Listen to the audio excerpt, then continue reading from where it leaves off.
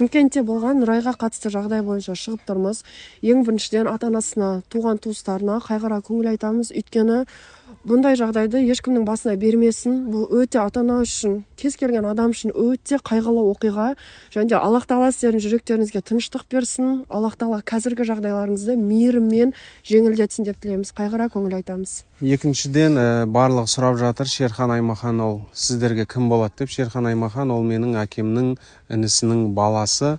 Ол біздің туысымыз, бірақ ешкімде өз отбасында осындай бір зұлымды тәрбиелеп шығамыз, осындай бір қылмыскер тәрбиелеп шығамыз деп ешкім ойламайды. Бұндай нәрсе енді ешкімде өз отбасының қызын біреудің қолынан аяқ асты өліп кеткенін қаламайды дегендей. Енді бұл екі отбасыға да өте ауыр. Ешкімнің отбасынан бұндай қылмыскер немесе ешкім отбасында осылай адам өлуін ешкімнің басына салмасын. Сот бойынша және жаза бойынша бізде әділ үкімін шыққанын қалаймыз. Қазақстанның заңы бойынша әділ жазалануын қалаймыз. Ешкімде бұл жерде қорғап алғысы келіп тұрған жоқ. Және де бұл енді біз қанша жыл жаза берсе де, қандай жаза берсе де біз Нұрайдың орнын толтыра алмаймыз. Сол үшін де біз Нұрайдың отбасына қайғыра көңіл айтамыз. Алла жеңілдігін берсін. Алла Тағала Нұрайдың жанын жәннатта қалсын.